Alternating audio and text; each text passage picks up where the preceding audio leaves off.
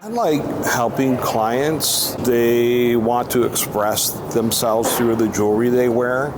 And so a lot of times they come to me and have me design a piece for them. I think most of the time they're surprised that I'm hand making this because it's all hand fabricated.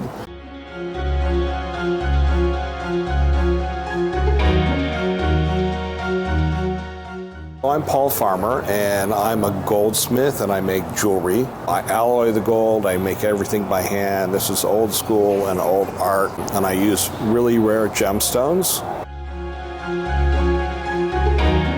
I was a music major in college, so I play 32 instruments, and I used to repair musical instruments. I owned a music store for years, but all the soldering and working with metals all transferred into the jewelry. I've been doing it for like 31 years, and I studied gemology, so I know how to pick really well-cut stones and ones that really speak to me.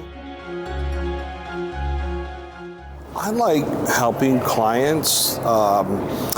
They want to express themselves through the jewelry they wear.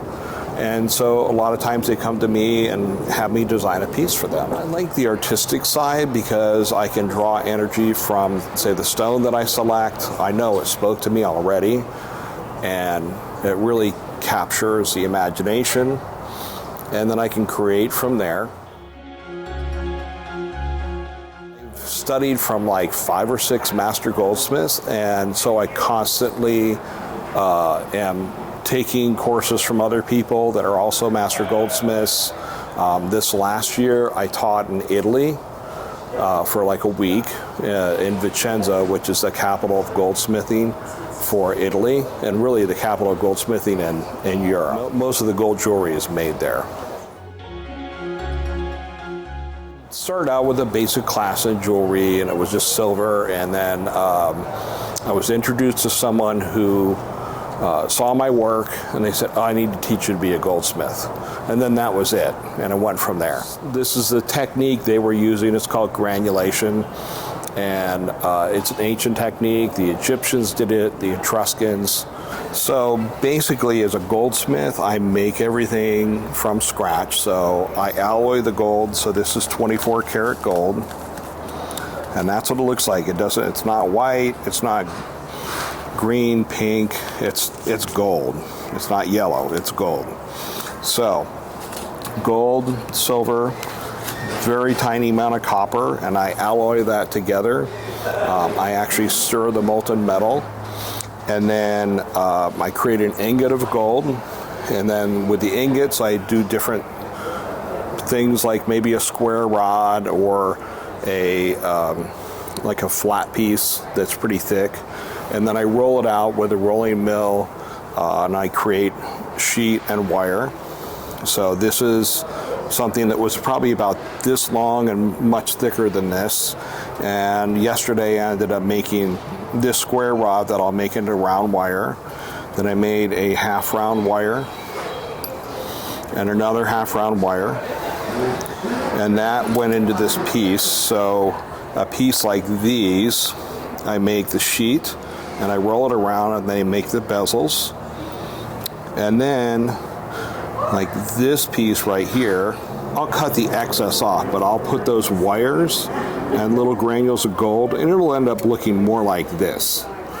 That'll be a completed piece. But when it starts, it looks like this.